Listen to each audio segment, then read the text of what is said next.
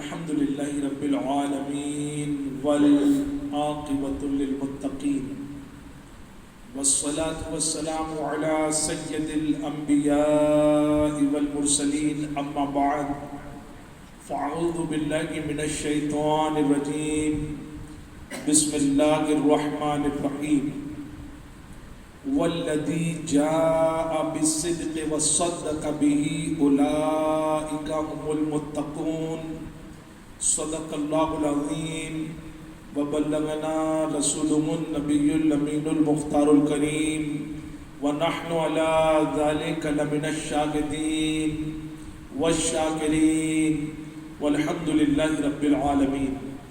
حاضرین بزم، محترم بزرگوں، نوجوان دوستوں، عزیز بچوں، السلام علیکم ورحمۃ اللہ وبرکاتہ۔ وعلیکم السلام ورحمۃ اللہ تعالی۔ الصلاۃ والسلام علیک یا رسول اللہ، الصلاۃ والسلام علیک یا رسول اللہ، الصلاۃ والسلام علیک یا حبیب اللہ، الصلاۃ والسلام علیک یا حبیب اللہ، الصلاۃ والسلام علیک یا نبی اللہ، الصلاۃ والسلام علیک یا نبی اللہ، الصلاۃ والسلام علیک یا نور اللہ، الصلاۃ والسلام علیک یا نور اللہ، وعلی آلک وعلی واصحابک اصحابہ یا نور اللہ صلی اللہ تعالی علیہ وسلم۔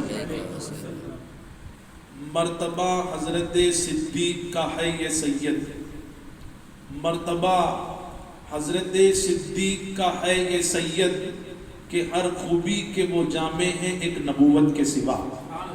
میرے پیارے آقا صلی اللہ تعالیٰ علیہ وسلم کے پیارے دیوانوں، آج آپ اور ہم سنی دعوت اسلامی کے طوبہ زون کے اس ہفتہ واری اجتماع میں سرکار سیدنا صدیق اکبر رضی اللہ تعالیٰ عنہ کی بارگاہ میں خراج عقیدت پیش کریں گے اور ان کی عظمت، ان کی شان، ان کی سیرت کے کچھ گوشوں کو آپ اور ہم سمجھنے کی کوشش کریں گے اور ان کی بارگاہ میں خراج عقیدت پیش کریں گے۔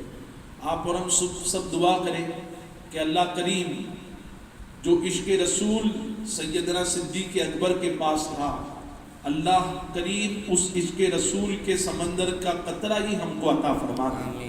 میرے پیارے آقا علیہ الصلوۃ والسلام کے پیارے دیوانوں، 22 جمادی الاخر یہ حضرت سیدنا صدیق اکبر رضی اللہ تعالیٰ عنہ کے عرس پاک یعنی آپ کے وصال کی تاریخ ہے۔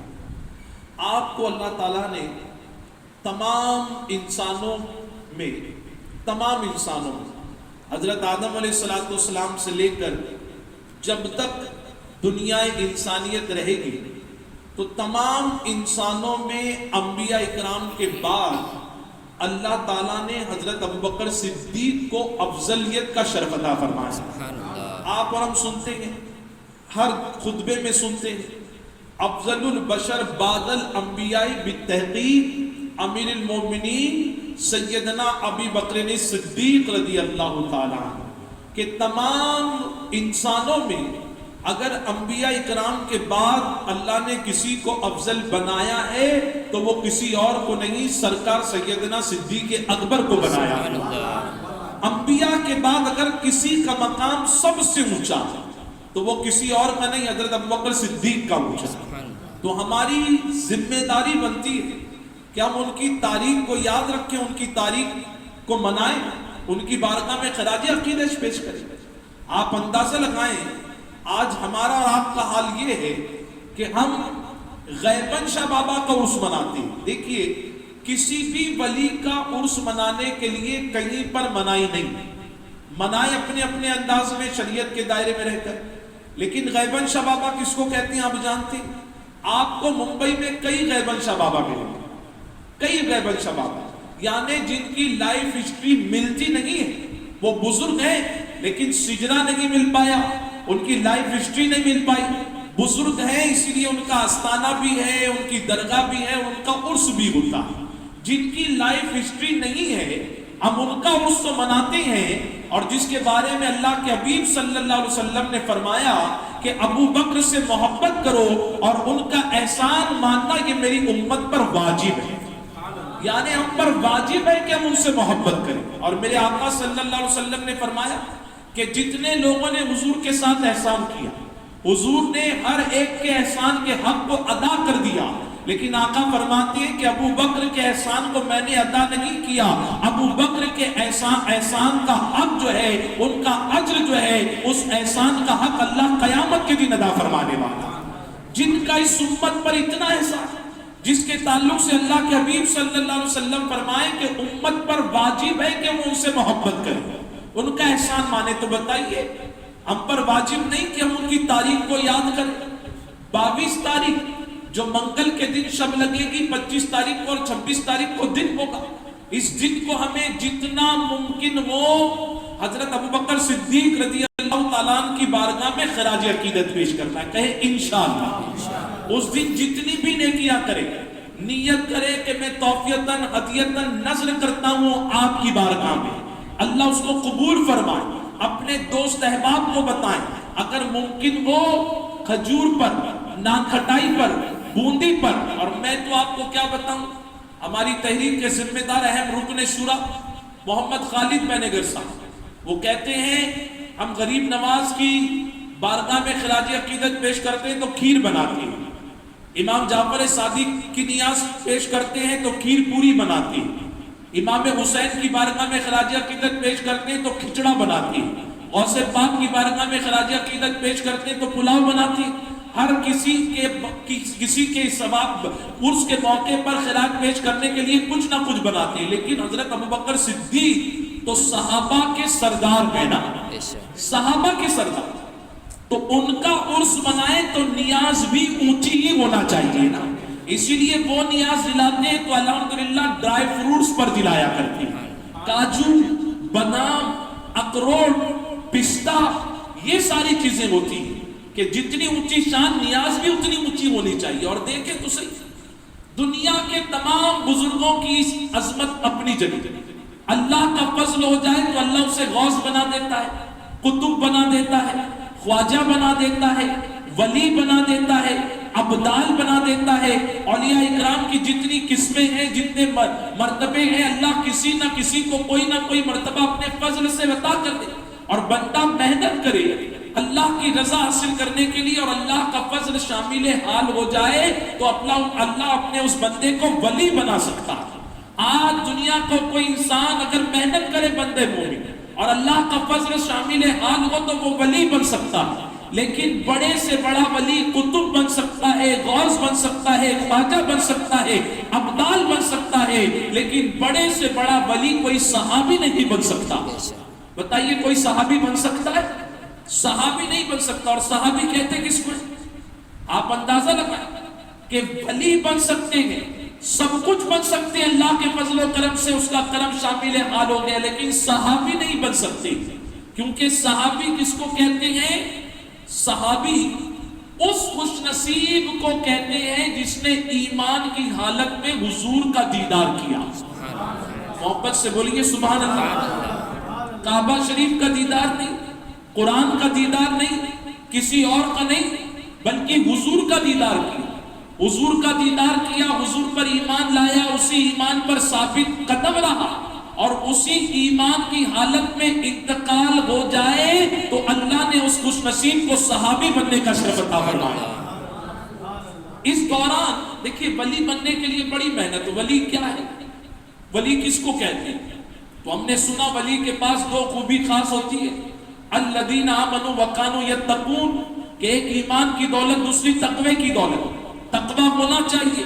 ان اولیاء الا المتقون، اللہ کا ولی وہ ہے جو متقی ہے، جو شب بیداری کرے، روزوں کی کثرت کرے، مجاہدہ کرے، جب جا کر ولایت کا مقام ملتا ہے. لیکن صحابہ کتنے خوش نصیب تھے. حضور کو دیکھا، حضور کو دیکھ کر کلمہ پڑھا، ایمان لائے، اس پر ثابت قدم رہے اور اسی حالت میں دنیا سے گئے ہیں تو اللہ نے ان کو صحابی بننے کا شرف عطا فرمایا. اور صحابہ کے لیے کیا انعام ہے؟ قرآن پاک میرا فرماتا ہے رضی اللہ عنہم ورضوا عنہ ذلک الفوز العظیم، کہ اللہ ان سے راضی ہے اور وہ اللہ سے راضی ہے، اور یہی سب سے بڑی کامیابی ہے. اور سیدنا صدیق اکبر صحابی ہی نہیں ہے بلکہ صحابہ کے سردار ہیں، سردار ہے، تاجدار صحابہ ہے، تاجدار صداقت ہے۔ آپ کا اصلی نام جو ہے وہ ہے عبداللہ۔ کیا نام ہے بولیے؟ عبداللہ۔ بعض روایتوں میں ملتا ہے کہ پہلے آپ کا نام عبد القعبہ تھا۔ آپ بچپن سے ہی دور جہالت میں جب لوگ شراب پینا شوق سمجھتے تھے، ہر دسترخوان پر معاذ اللہ شراب زینت سمجھ کر شوقیہ طور پر رکھی جاتی تھی۔ آج لوگ سافٹ ڈرنک رکھتے ہیں، چھاچھ رکھتے ہیں، کیا کیا رکھتے ہیں، اس وقت شراب رکھی جاتی تھی۔ دسترخوان پر شراب نہیں ہوا تو لوگ اس کو حقارت کی نظر سے دیکھتے تھے۔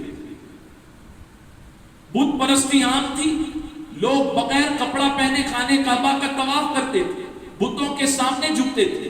لیکن حضرت ابوبکر صدیق رضی اللہ تعالیٰ عنہ کو اللہ نے یہ مقام عطا فرمایا کہ اس دور میں بھی کبھی آپ نے ایک قطرہ شراب کا حلق کے نیچے نہیں اتارا، آپ کبھی بتوں کے سامنے نہیں جھکے۔ ایک مرتبہ آپ کے والد آپ کو لے کے گئے کہ یہ پوجا کرنے جاتا ہی نہیں ہماری بت پرستی کرنے کے لیے، لے کر گئے، کہا بیٹا اپنے باپ یہ تیرے معبود ہیں ان کی پوجا کرو۔ تو آپ نے اس بت سے کہا کہ میں بھوکا ہوں مجھے کھانا کھلا۔ بت کھلانے والا ہے بتائیے، میرے پاس کپڑے نہیں ہیں مجھے کپڑے دے۔ تو بت تو کھڑا تھا، میری مدد کر، کسی نے نہیں کی۔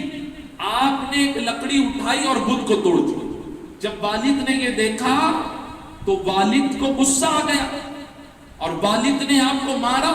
جب بات امی تک پہنچی تو آپ کی امی ام الخیر نے اپنے شوہر سے کہا کہ اس کو مت مارو، کیونکہ جب یہ پیدا ہوا تھا اسی وقت مجھے مژدہ سنا دیا گیا کہ یہ کوئی اور نہیں خاتم النبیین پیغمبر کا وزیر بننے والا ہے اور یہ ان کے قرب خاص میں رہ کر ان کا صحابی بننے والا ہے۔ یہ بتوں کے سامنے نہیں جھکے گا، یہ شراب کا قطرہ نہیں پیے گا۔ لیکن گھر والوں نے ایک روایت میں ملتا ہے کہ آپ کا نام عبد القعبہ رکھا، لیکن آپ کا اصلی نام جو روایت میں ملتا ہے کہ حضور نے پھر بدل دیا، کیونکہ عبد القعبہ یعنی کعبہ کا بندہ، اور ہم کس کے بندے بولیے؟ اللہ کے، اسی لیے ان کا نام رکھا گیا عبداللہ۔ کیا نام رکھا گیا بولیے؟ عبداللہ۔ آپ کی کنیت جو ہے وہ ہے ابو بکر۔ کیا ہے بولیے؟ ابو بکر۔ آپ کو ابو بکر کیوں کہا گیا؟ بہت ساری وضاحت روایتیں ملتی ہیں۔ ایک یہ ملتی ہے ابو کے معنی ہوتے والا۔ کیا معنی ہوتے ابو کے؟ والا۔